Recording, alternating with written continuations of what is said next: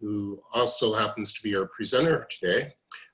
We've been holding these webinars, and we initially started with a temporary webinar series, as many of you may know, with a theme of around the world in 80 days. So we wrapped that up a few weeks ago, and we were very fortunate to have some excellent presenters. Through that period, we developed quite an extensive community of interested parties in the topic. So I think we're over 400 people in the community invitation list for these webinars, and you know, typically we're getting something 80 to 100 attendees per webinar. So because of the importance of the topic and the ongoing interest, we've decided to continue the series as an ongoing monthly webinar event. We've targeted the first Friday of each month. And as you'll see in a moment, we'll talk about some upcoming webinars. So we've been able to get, again, some excellent presenters. So we greatly appreciate the support of the community with the, sorry, there is some noise there. I think someone just joined. If you could mute, please. Thank you. So just quickly, just a few words about ARMA and the Rock Mechanics Association. So it's a professional society that's made up of a multitude of industries, so mining, civil, geothermal, petroleum, all industries represented with professional membership in ARMA. It's also, I think, quite a unique society that it bridges the gap between professions such as geophysics, engineering, all with a common theme of rock mechanics or really geomechanics. So particularly in the topic of induced seismicity, I think this is particularly relevant, and it really gives an opportunity for to develop a community like this of people, stakeholders that have an interest in a particular topical issues such as induced seismicity that we target in this particular webinar series. So there's a number of these committees and topical webinars that are underway, hosted by ARMA. And I'd encourage you, if you're not familiar with ARMA, check out their website. It's an excellent society, and as many societies, trying to find its way through the shutdown caused by the pandemic. So I'd also encourage you to consider a membership in ARMA. So I'll take my ARMA hat off now and pass it over to Jens to talk about our upcoming webinars. Okay, thanks, Sean. Hopefully you can hear me well today. As Sean mentioned, we have Mahdi Haddad from the Bureau of Economic Geology, and he's going to be talking about poroelastic models related to understanding fault reactivation, specifically applied to the Venus, Texas earthquake sequence. So this is I think this is one of the first sort of more modeling focused talks in the series, so it'll be something of a lot of interest to many people, I suspect. Coming up, since we've shifted, as Sean said, to the once a month schedule, we have the next 3 months booked, and we're working on additional ones, and we have some very interesting talks coming up. So we're targeting the first Friday of every month, aiming for the same 10 a.m. Central time slot. And so the next one, mark your calendars, the 2nd of October on Friday, will be Aaron Velasco from the Railroad Commission, who kindly agreed to talk and has permission to speak with us. He'll be talking about the Railroad Commission's technical approach to addressing induced seismicity in the state of Texas. And after that, the next month, Heather Deschamps from Southern Methodist University in Dallas-Fort Worth. And then after that, Jamie Rich from Cimarex. So it's a great list lined up, and we have more hopefully coming after that. Okay, so normally Mahdi would mention this. We have a few sort of rules of engagement just to keep things running as smoothly as we possibly can and keep the spamming to a minimum. We request that whenever you receive the invitations for the webinar, just don't forward them on. I mean, maybe to your research group or whatever, but just ask us. We'll add people to the list. This way we can kind of keep track and keep sending, invitations for future webinars to the same group. Yeah, we mute everybody during the talk, of course, and most importantly, probably, please submit your questions via the chat function during the talk whenever you'd like, and then we'll have time for questions afterward that I think Sean will moderate. This particular one is not recorded, so it won't be available. But I think without any further ado, let me just end this share and hand it over to Mahdi Haddad.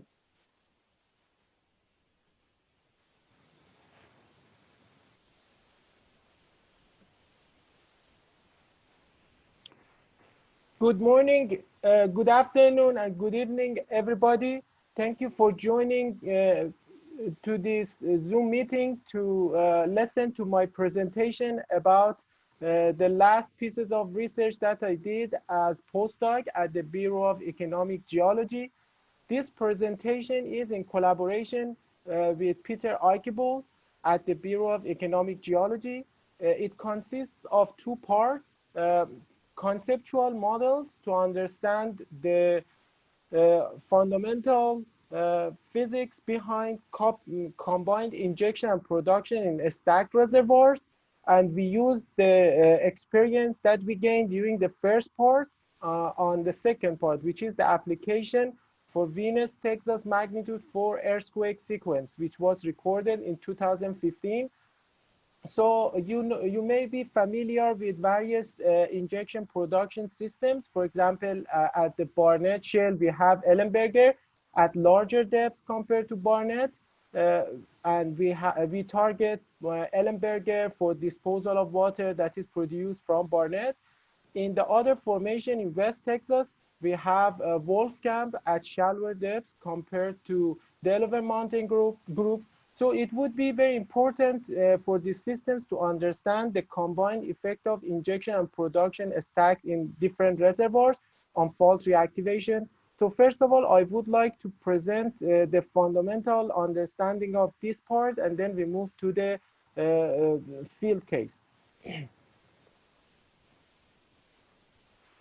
At first, I would like to acknowledge the contributors to this work. TCIS is acknowledged for funding this research, Elizabeth Horn and Peter Hennings for fault interpretation and in situ stresses, Casey Lemons and Bob Reedy for well data, JP Nico and Rebecca Go for reservoir simulation insights and data, TAC for supporting high performance computing, and Dassault Systems for providing the Abacus license for this study.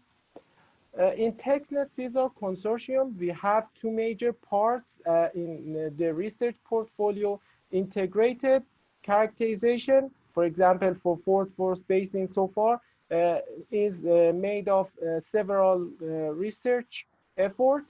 For example, we collect data in TxNet catalog, and this data is used for fault interpretation. In addition to reflective seismic data that is used for this purpose. And spatio-temporal correlations can be done when we collect injection, production, and stimulation data. Part of it was done by Lemons et al. And also Rob Reedy helps for this effort. And stratigraphy is done by SMI et al. And it's of great importance for our geomechanical models as well. And fault slip potential analysis done by Hennings is of great importance to understand which faults are prone to reactivation, and then it can be used for our purpose for geomechanical modeling. The significant difference between our work and the spatio-temporal correlation is we are looking for causative mechanisms for fault reactivation. We look for all changes between disposal wells and faults, for example, pore pressure changes in this space and stress changes and combined effects of these two on fault reactivation. And also hydrogeological modeling is another research effort in this group. And the output of this work, for example, history matched permeability set can be used for our geomechanical modeling.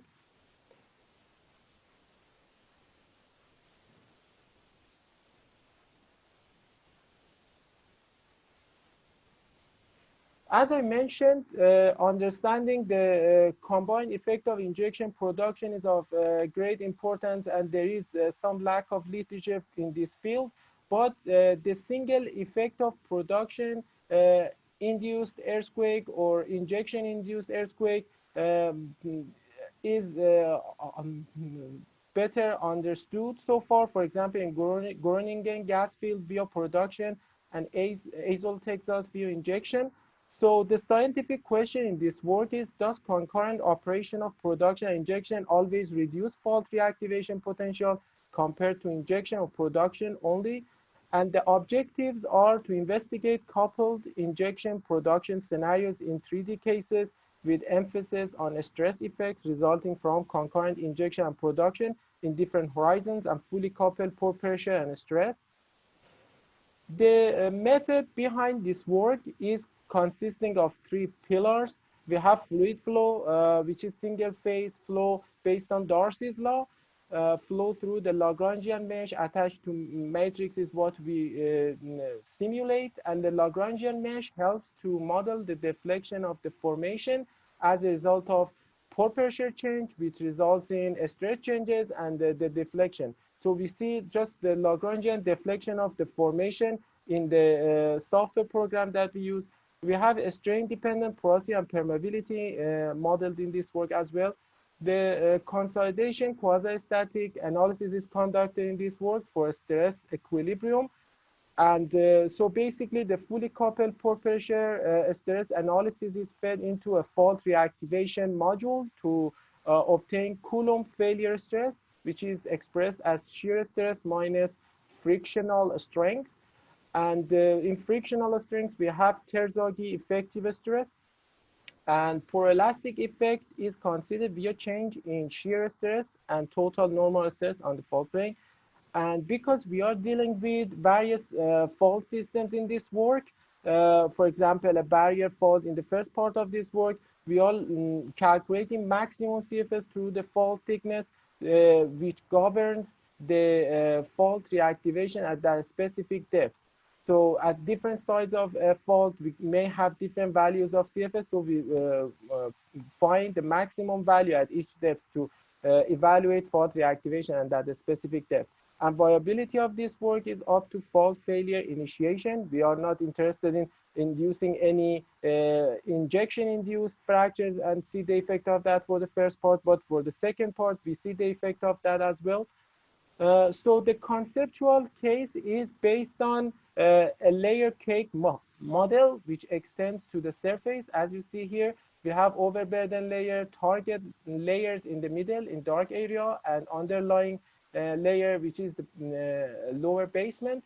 And in the target area, we have around 5 layers, upper basement, lower reservoir, barrier layer, upper reservoir, and cap rock. Injection and production wellbores are within these lower and upper reservoirs. And we have a 5 meter thick barrier fault crossing all layers within the target zone. The target zone is the green, this white box in the middle of the model, and the orange box is a subdomain of the large model to model and see the effect of model size actually on fault reactivation within this small target zone. So the boundaries are pretty far from the zone of interest here in order to eliminate the effect of boundary on the zone of interest results. And then we have 3 rock types consisting of basement crystalline rock for basement barrier, and cap rock sedimentary ultra low permeability rock for fault and cap rock. And injection and production reservoirs are sedimentary high perm rocks, and the properties are the typical values for these 3 rock types. which are accessible in the literature. And for this work, we considered 12 different scenarios at different distances of the injection and production wells to the fault, and the different configuration of this in depth direction. For example, shallower injection compared to production, or the other way around. And also we have 2 additional models for change of production to fault distance only. And the injection and production boundary conditions are production pressure drawdown and injection rate. And the outcome of this is injection pressure and production rate. Injection pressure is not reaching to SH mean at the injection point, which is good for us because we don't want to induce any hydraulic fractures during this injection. So the input is adjusted such that not to reach this limit. And also, based on simple stress equilibrium, we can reach to the value 39.25 for fault stability. In order to have fault stability, SH mean is slightly higher than this SH mean limit for fault stability. So at initial time, we have a stable fault. In the left-hand side, we see the change of pore pressure and CFS during time for scenario 2, where we have injection and production and stacked, and production at shallower depth compared to injection. And as you see here, production pressure drawdown extends to the production layer, and injection pressure also gets larger as we inject. And as a result of that, we have this specific term for CFS. First, we have a few days of only production, and then injection starts, and right at 200 days, we exceed CFS 0, which indicates fault reactivation, right at that point, onset of fault reactivation. And CFS is consisting of several components, as you see in the right figure. Change of shear stress and total normal stress are used for CFS calculation, and also pore pressure change. Shear stress and total normal stress are not evaluated using the conventional hydrogeological models, but the advantage of this work is that we can have these values as well as change of pore pressure. And as you see here, if we have only injection wellbore at larger depth without production, we will have almost 50 days of prior fault reactivation compared to the system that we have injection and production stacked on top of each other. So production have this stabilizing effect on fault reactivation, which postpones fault reactivation for almost 50 days. Comparing scenarios 2 and 3 shows that the addition of the production well to the footwall leads to earlier fault reactivation. As you see in the green line here, the peak occurs at the interface of the lower reservoir and the basement for the case that we have production in the footwall. This is in contrast to scenario 2, where we have injection and production both in the hanging wall. So this difference shows that the maximum effect of the maximum stabilizing effect of production occurs where we have production well stacked on top of injection well. And the main contributor into CFS is the shear stress in the fourth column in this figure. As you see here, there is a peak for shear stress at the interface of the upper reservoir and the overburden layer, which is reflected right at the trend of CFS in the right-hand side. Comparing scenarios 2, 4, and 5 leads to these peaks right at the barrier. So this means that if we move injection and production wells from the hanging wall to the footwall, scenario 2 to 5, we have a larger peak which moves from the lower interface between basement and lower reservoir to the closer distance to the barrier, as you see here. And if we move production to a shallower depth and move injection to larger depth, scenario 2 to 4, we see almost the same trend. We have larger peak at the close distance to the barrier. So basically, if we want to have a more stable fault, it's better to have injection and production at hanging wall and injection at larger depth compared to production in order to have reduced value of CFS for the peak. And in order to have more stable fault within basement, we need to move to scenarios 4 and 5, where we have injection at larger distance to the basement, or injection and production moving from the hanging wall to the footwall. So in order to understand the effect of the change of shear stress on CFS, we have this schematic diagram for scenario 2, for example. The in-situ shear stress is aligned with the change of shear stress due to injection at lower reservoir. This alignment of change of shear stress and the in-situ shear stress leads to a large peak at the interface between lower reservoir and the basement. So basically, this trend is the opposite for scenario 4, where we have production at lower reservoir, and the opposite direction of change of shear stress and in situ shear stress. So all trends that you observed in the previous scenarios can be justified using this analysis of shear stress change. So we wanted to generalize the results that we saw so far to the cases that we have a smaller distance between injection and production wells to the fault. So basically, the ultimate result from this change of pore pressure shear stress on CFS can be seen on the right two figures.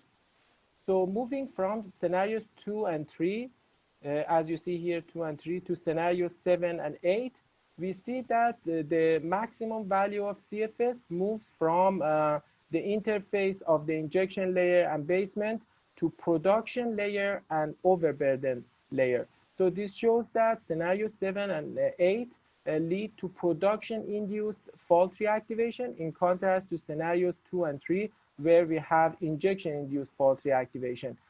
The effect of shear stress contributing a lot into this CFS trend, as you see here in the middle two figures. Change of shear stress is dominating for this trend. For example, for scenarios 7 and 8, shear stress moves from an intermediate peak to the largest peak, where we move injection and production wells to the half distance of the previous cases to the fault. So in order to understand these trends a little bit better, we compare scenarios 6 and 7. If we remove production from scenario 7 and move to scenario 6, we see that the peak of CFS gets smaller. So basically, in order to have a smaller fault reactivation potential, it's better to remove production. And this is comparing the cases at a smaller distance to the fault. So if you want to do to stabilize the fault, it's better not to make the production at close distance to the fault, because in this case, shear stress gets dominating and leads to fault reactivation just because of change of poroelastic stress and shear stress. And comparing scenarios 7, 9, and 10 leads to interesting trends. For example, if we move injection and production from the hanging wall to the footwall, scenario 7 to 10, we see larger peak of CFS. And if we move injection from the lower reservoir to upper reservoir, we see almost the same trend. And also, the fault gets more stable within basement for these two cases, 9 and 10, because we see minimum value of CFS within basement for these two cases. So if we move production well to a closer distance to the fault, we see a larger peak of CFS. This shows that the effect of poroelastic stresses on CFS gets more important, and we see more dominating production-induced fault reactivation in these two cases. For example, scenarios 11 and 12 have a smaller distance of the production well to the fault, and we see larger peak of CFS for these two cases. These simulations are supported by sensitivity analysis on Mesh-Refinement and the size of the model.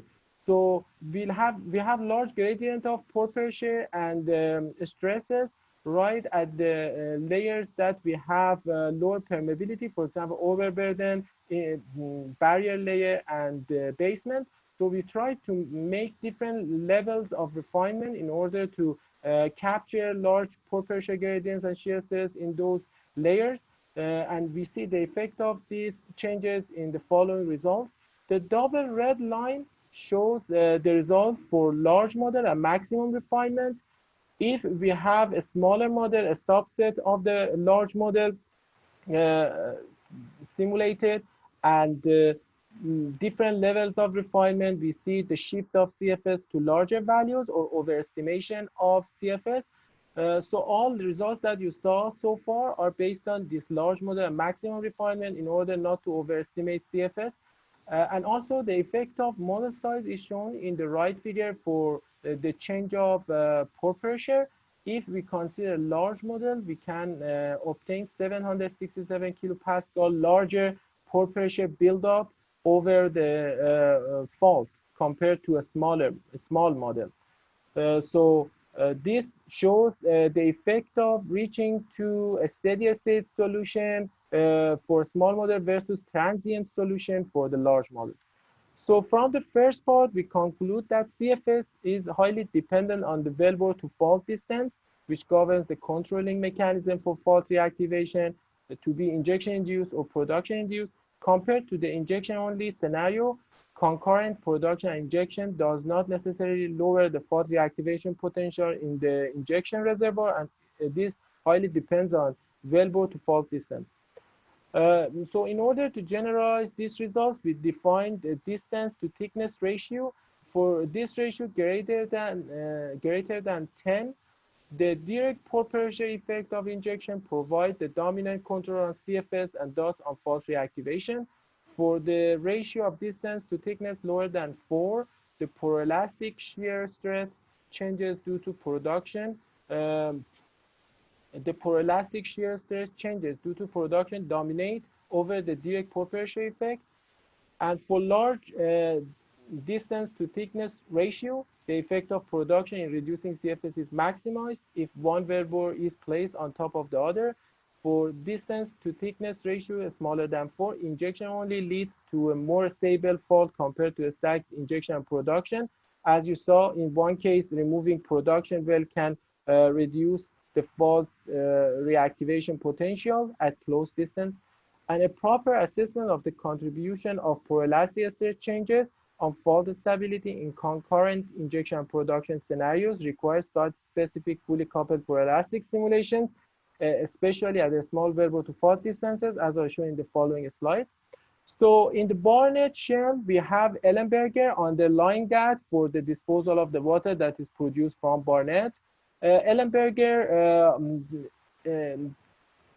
is one of the largest disposal intervals in Texas. So a lot of operators target that layer for disposal of water that is produced by co-produced with oil and gas. So this reservoir has large pore pressure as a result of water disposal, and then we are looking for the mechanism that leads to fault reactivation for the basement rooted faults underlying Ellenburger.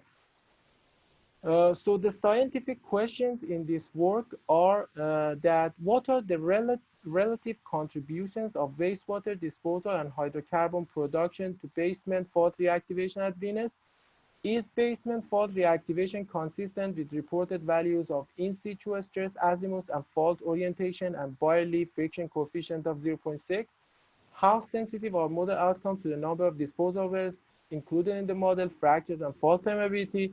And the general approaches to quantify the effect of concurrent disposal and production for fault reactivation near Venus, Johnson County, Texas, using fully coupled 3D Poroelastic models. One advantage of focusing on this site is that after magnitude 4 earthquake in 2015, SMU deployed seismograms to the region to record the aftershocks and the earthquakes related to magnitude 4 earthquake in 2015. So because of this effort, we have pretty good quality earthquake map right at the region that we are studying in this work. So then this effort was led to the interpretation of a lithostic fault, as you see here in the middle upper figure. So this fault has a larger dip at shallower depth and smaller dip within the basement. Most of the earthquakes, as you see here, fall within the basement. So the question is how injection within Ellenburger leads to fault reactivation within basement. So we did some simplification for this study. We have two patches of this lithostic fault, shallower patch at larger dip and the deeper patch has a smaller dip, as you see here in the middle lower figure. And the conjugate fault was considered in this work just in order to see the effect, the hydrogeological effect of this conjugate fault on the lithostic fault reactivation. Most of the earthquakes are concentrated around this lithostic fault. And the two earthquake catalogs are shown in the left and right hand side. So in the left hand side, we see Frohlich catalog, which was published in 2012. And as you see here, there is concentration of these earthquakes within the basement and closer to the deeper patch of the lithostic fault. In the right figure, we see Quinones 2019 work coming from SMU catalog, and we see a lot of more earthquakes within the deep segment of the lithostic fault. And the question is, are these 5 wellbores at the close snapshot of this region contributing mostly on the fault reactivation within basement, or we have to extend the region to a larger zone in order to see this reactivation? So, so right here you see the magnitude of earthquakes versus time. The spatio-temporal correlation can be observed between the earthquake and the maximum disposal rate, as you see here. So these earthquakes are obtained from template matching of the earthquakes happening or recorded right after this time. So these template matched earthquakes are in close relation to the maximum disposal rate.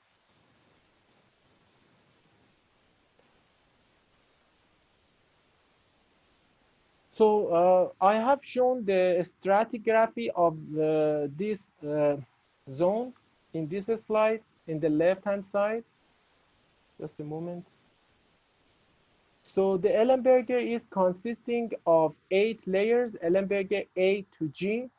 And we have irregular completion intervals for these 5 wells.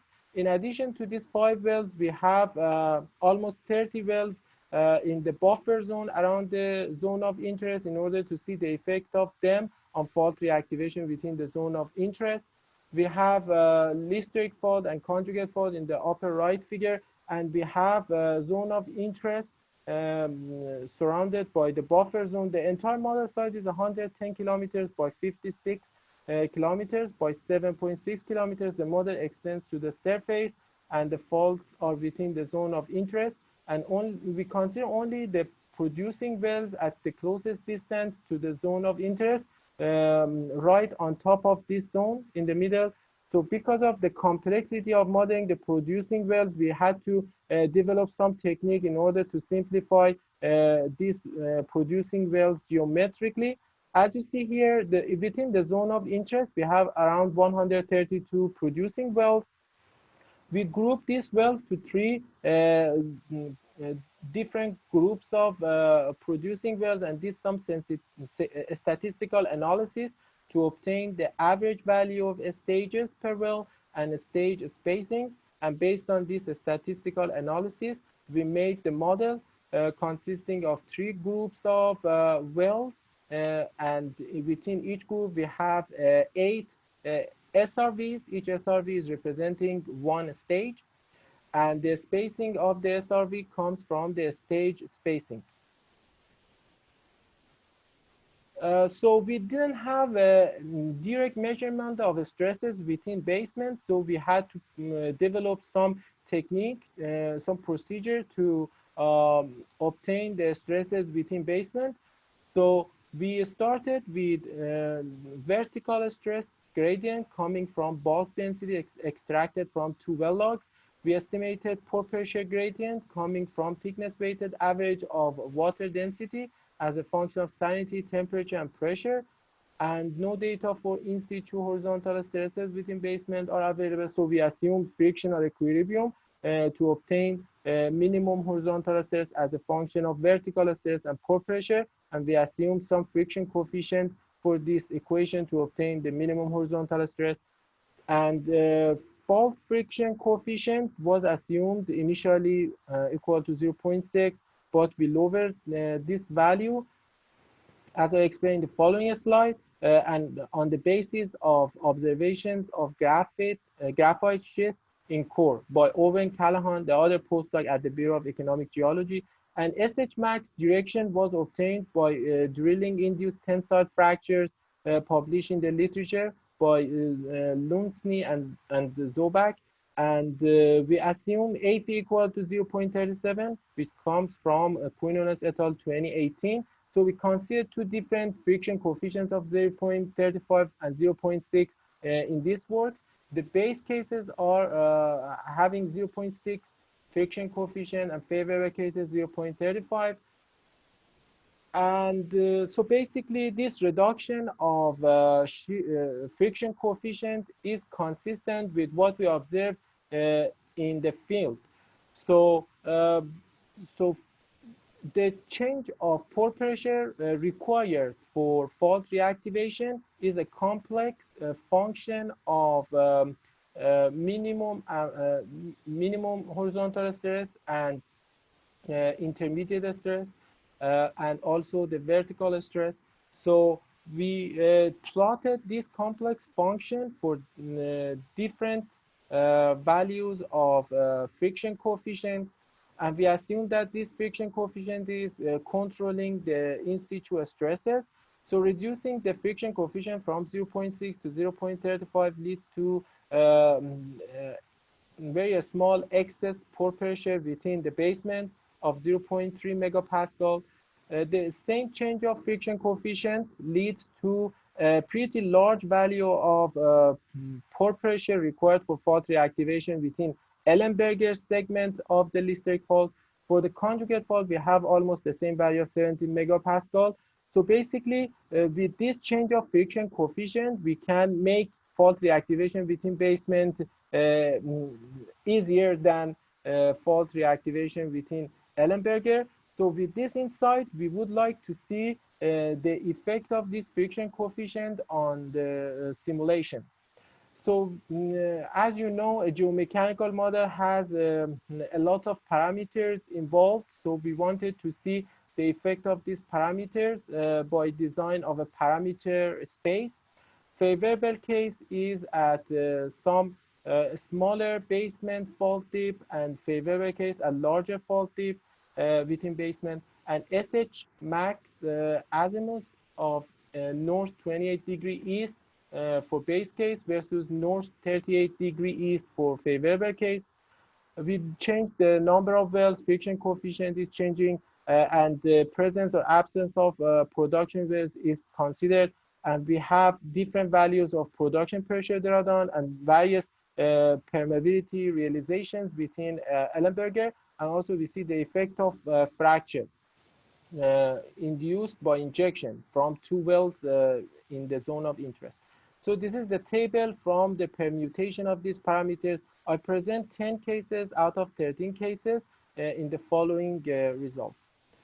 So as you see here, we see the excess pore pressure on top of different Ellenburger layers.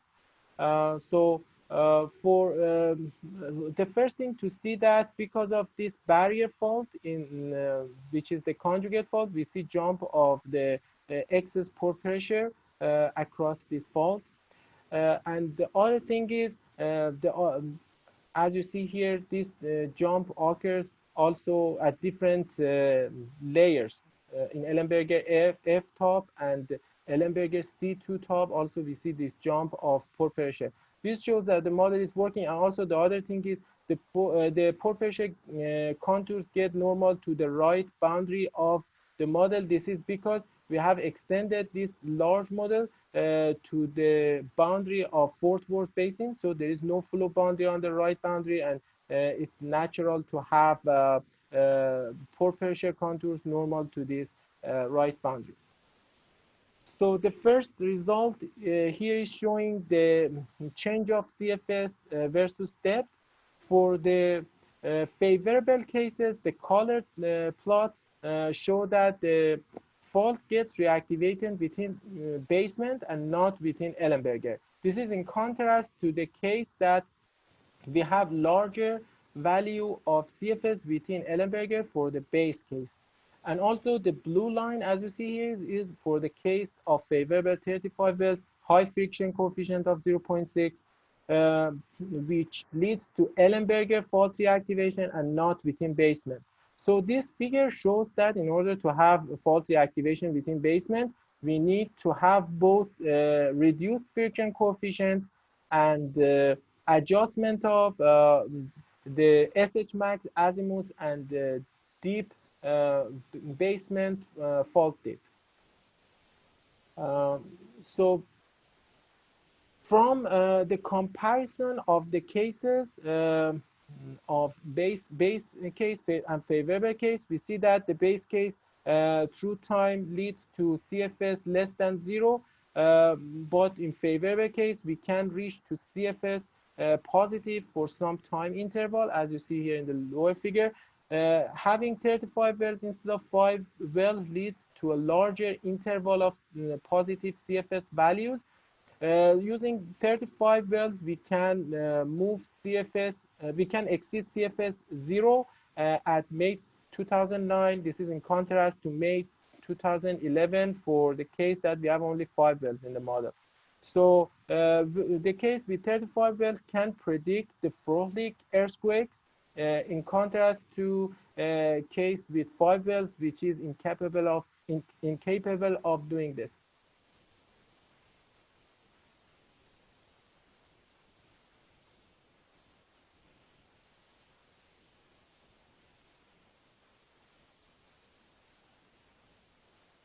So in this figure, we see the evolution of CFS with and without the fracture.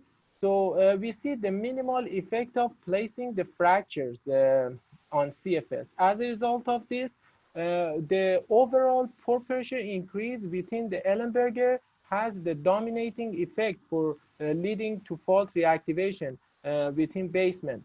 So the other thing is the maximum value of CFS is almost 2 years after the closest peak of monthly disposal. So this shows the effect of pore pressure diffusion. It takes time for the pore pressure to move through the formation to reach from the disposal zone to the fault. So as you remember, we have a large model and a lot of wells are in the southwestern corner of the model. So this takes pretty long time for this raised pore pressure in the southwestern corner of the model to diffuse almost 50 kilometers toward the zone of interest.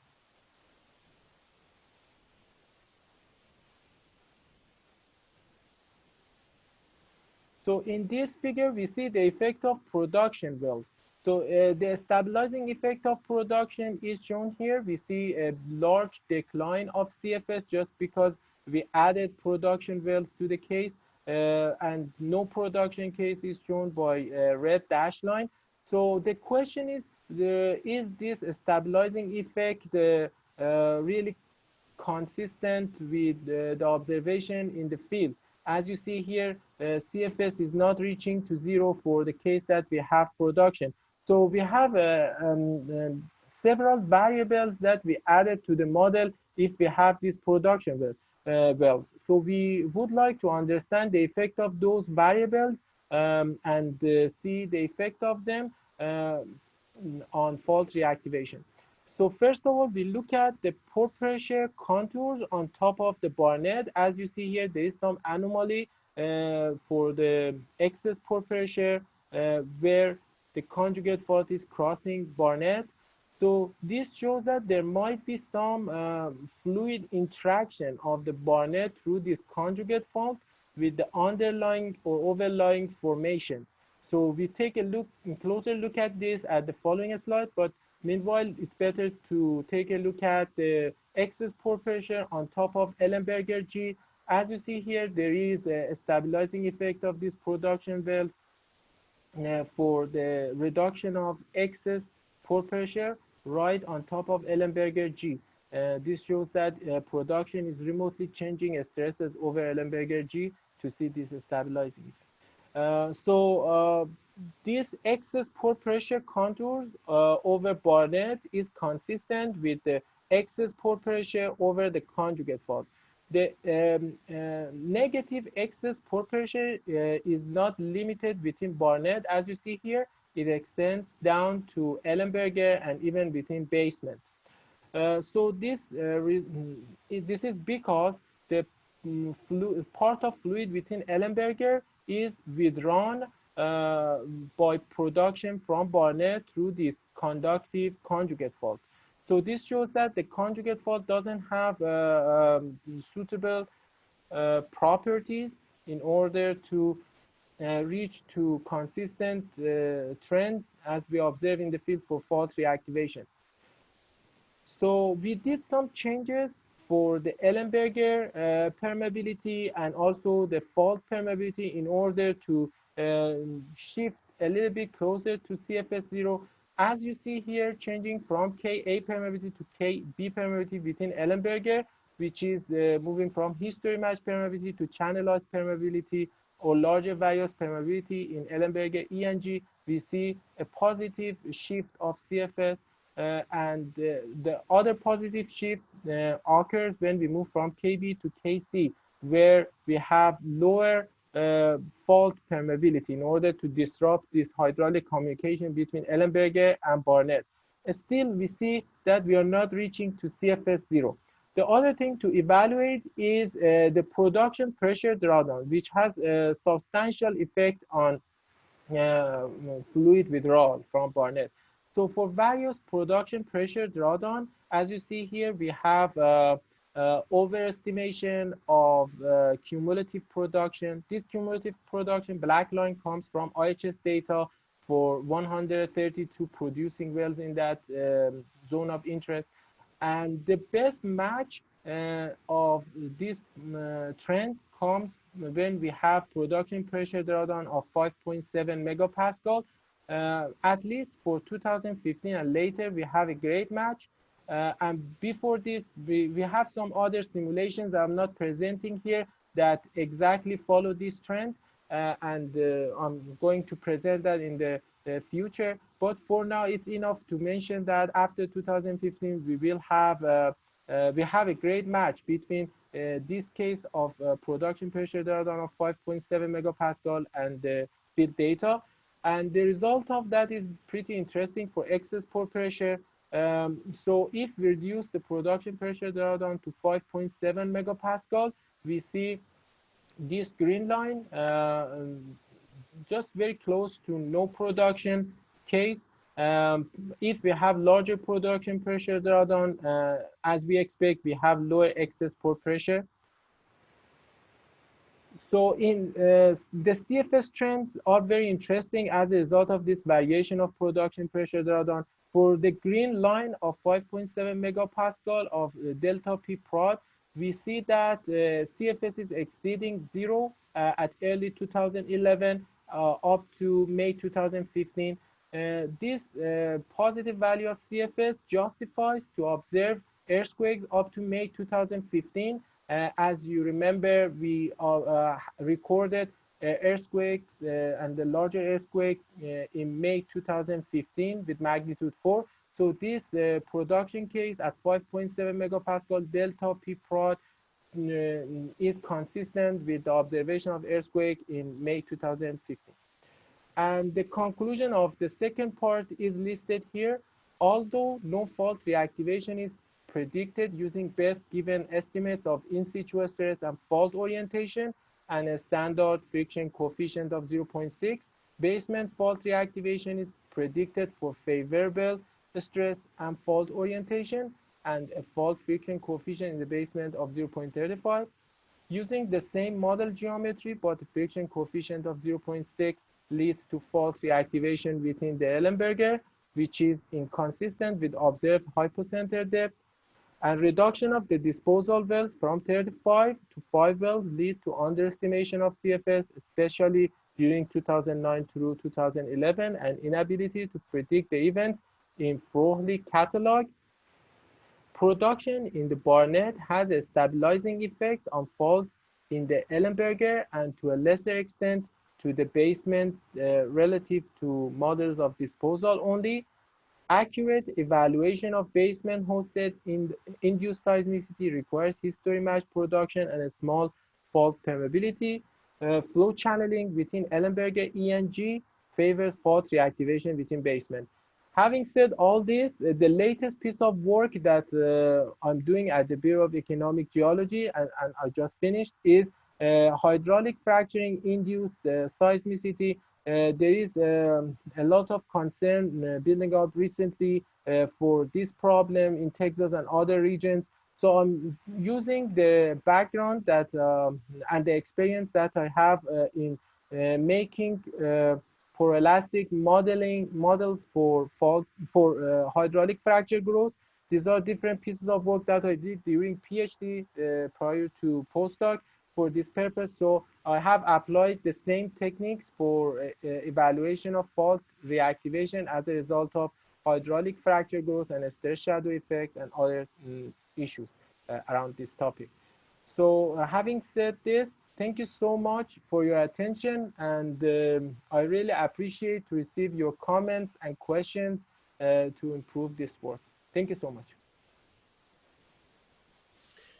Great. Well, thank you, Mahdi.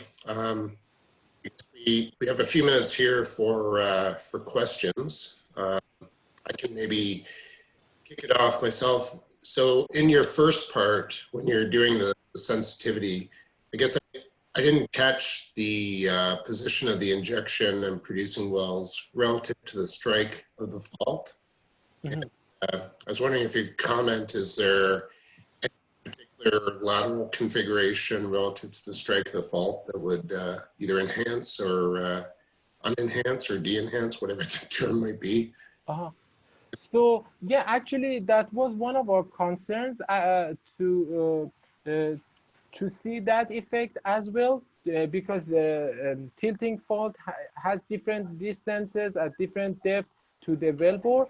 So actually our further investigation showed that because our models are 3D and there is a large region behind the wellbore for pore pressure penetration, this tiny volume within the wellbore and the fault has minimal effect on the fault reactivation, because pore pressure is not propagating only within this small region. It's just going all around and to the external direction.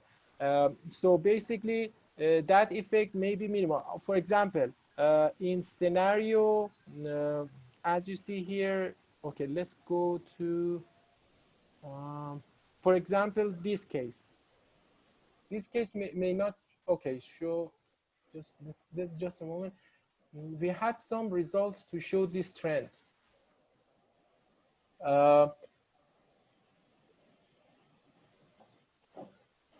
So basically, the peak can be slightly different for the change of pore pressure, but the result, for example, for this specific case is more controlled by shear stress. As you see, the change of shear stress is dominating. Maybe we see some effect of pore pressure change because of different distance at different depth between the wellbore and the fault. But as I said, it's more complicated than that. To take a look at the area within fault and wellbore, pressure can penetrate to a larger region in 3D and to the back region of the well.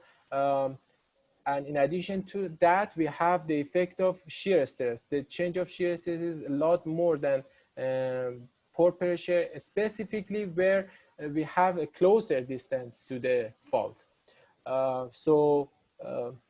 It may be trivial to take to consider that a close wellbore to the fault can have a large variation of pore pressure just because we are getting close to the fault, and the distance between the wellbore and the fault is more variable if we are getting closer to the fault.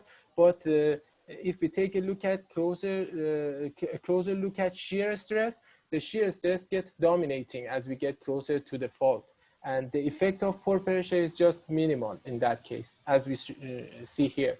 So yes, so and in the case that we have farther wellbore to the fault, that effect that you are mentioning is a small naturally. So and then in that case, the pore pressure gets dominating for that. And basically the effect of depth on the distance between wellbore and fault is small. So it's, yeah, I think.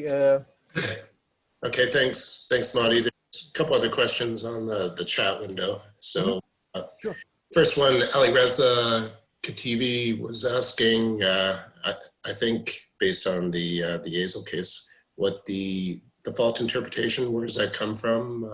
Seismic data, or is it interpreting the fault based on the hypocenters? Great. So this is a great question. I forgot to just emphasize on that. So basically the lithuric fault is interpreted in two ways. So basically the shallower segment of the lithuric fault comes from the reflective seismic data, and the deep segment of the lithuric fault within basement comes from earthquake hypocenters. So there is some uncertainty for the deep segment of the lithuric fault because it is only based on the earthquake hypocenters, and based on that, we could just slightly change the dip of the basement segment of the lithuric fault in order to see and evaluate the effect of that. But the shallow segment is with higher certainty because it's based on reflective seismic data coming from some operator. Great, excellent. Well, I think we've reached the end of the hour time period. So typically what we do is we kind of have this formal time period and kind of wrap it up. And then I think Mahdi would be more than happy to continue on. And there's another question on the chat window about boundary conditions. So that might be good for an informal discussion after this. But I'd like to wrap it up, and on behalf of ARMA, thank you, Mahdi, for the presentation, and also thank you, Mahdi, for your assistance running these webinars. We greatly appreciate your help, as well as Jens's assistance on this. It's been great. So everyone, a reminder, the next webinar will be the first Friday in October, and I believe it's October 4th, but don't quote me on that. Aaron Velasco, so I think it'll be quite an interesting presentation on the Railroad Commission perspective on induced seismicity. So greatly looking forward to that. And again, thank you so much, Mahdi, for sharing your research with us this morning. Sure, thank you so much. So goodbye, everyone. Thank you for supporting the ARMA induced seismicity webinars. We appreciate your interest in the topic and look forward to seeing you next time. Yeah. And Thank Jens you. has something to say. Jens has raised his hand.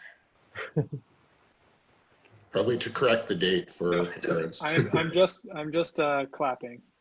Okay. Thank you so much, guys. Have a good weekend. I will be here, by the way, for additional questions. So the boundary question, so basically we have a fixed normal boundary, normal displacement boundary on the front boundary, lower boundary, and left boundary. And the back boundary is under SH max stress, so it is stressed, and the right boundary in the back is under SH mean horizontal stress gradient. By the way, these stresses change with depth, so the model extends to the surface. So the stress SH mean value on the surface is 0, and then it builds up to the maximum value in a ramp, linear ramp, to some maximum value right at the base of the model. So the upper boundary is under 0 stress because the model is extended up to the ground surface. And the hydraulic boundaries, so basically all lateral boundaries around the model are under hydrostatic pore pressure, except for the right boundary, which is the boundary of the basin at no flow boundary.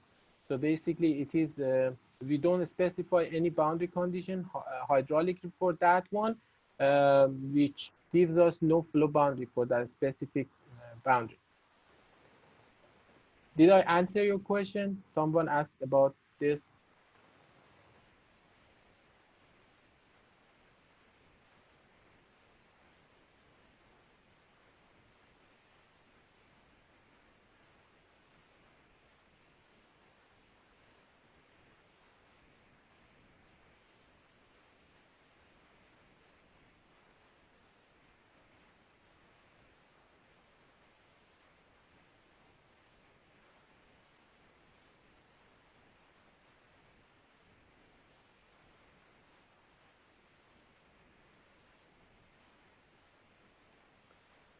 Mahdi, this is Hi. Kirk Hampton from Houston. Hi, how are you? Oh, fine, thank you. I enjoyed your presentation.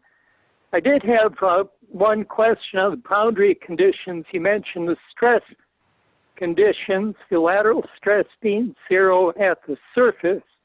Yeah. Now, the vertical stress will obviously be 0, but in principle, you could have a positive lateral stress at the surface, especially in a tectonically compressive area, but that may not apply to the area where the Venus earthquake occurred.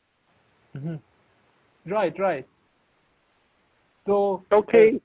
Did you understand the boundary condition that I mentioned? Was that satisfactory, or? Yes, it was. I just wanted to clarify that I guess this is more of an extensional or normal faulting regime, and that's why you have the lateral stress being 0 at the surface. Okay. So for the surface, I didn't have any specific measurement, so I just assumed that the stress at the bottom is extending linearly to 0 value on the surface. So okay. So by the way, what was your name? Because you are calling by your phone, so I don't. Yeah, I didn't have. Yeah, I couldn't see your slides, so I've just been listening on the phone. But it was very clear. Thank you for giving such a good verbal description. I could almost visualize the slides in my head. But my name is Kirk, K-I-R-K Hansen. Oh, Craig. Oh, okay. Yeah, hey, so I talked to you earlier. Yeah, okay. Yeah, I enjoyed it. Thanks. So we have been in contact during SP also. You invited me for some review. as I remember. Yes, yes, that's Thank right. you so much. I appreciate it. Thank you so much. Yep. Thank You're you for welcome. attending. Okay, goodbye. Goodbye. Thank you. Have a good weekend. Thanks, you too.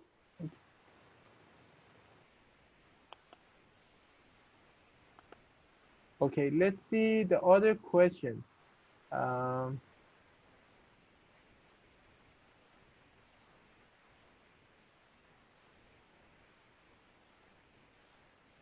Dr. Zobak didn't see the screen. I don't know what the problem was. Jan, did you experience any problem with seeing the screen or something? No, I think that was all totally fine. There must have been an error on Mark's end. Yeah, because Kirk Hansen also had some issue with the screen, and he called and just visualized the slides during my presentation without seeing the screen. It's weird. So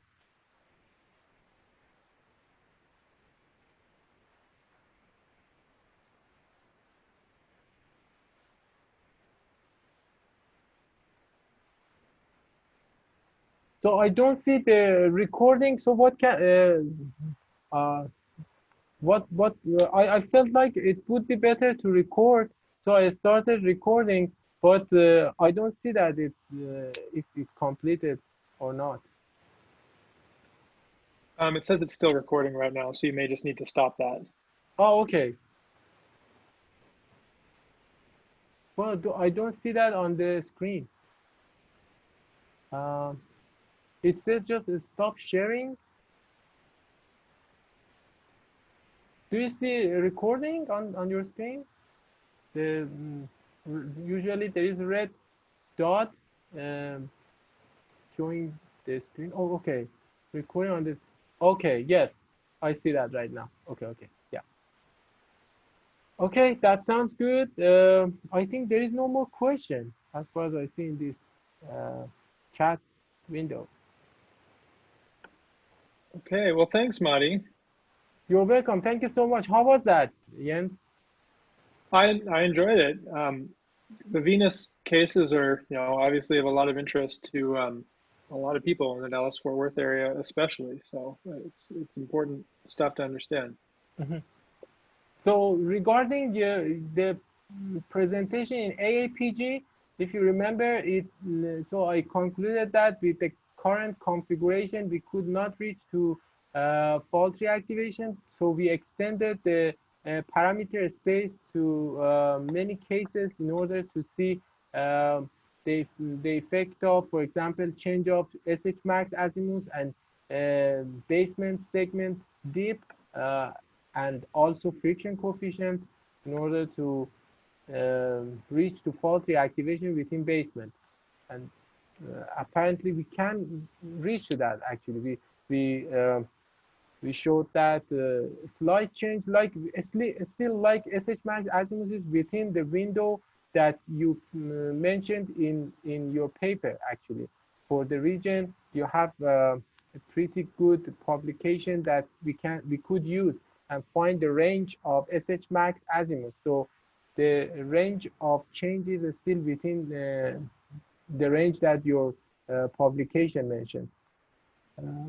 And also for basement, the hypocenter depth can be like within plus minus 500 meters. So 5-degree change of angle of the dip within basement wouldn't be a big deal, because after I talked with seismologists, so with these two changes, we could reach to fault reactivation within basement, which is like pretty interesting. And yeah, that's I good hope stuff. that, thank you so much. I hope that the people got the message of this work. I imagine so.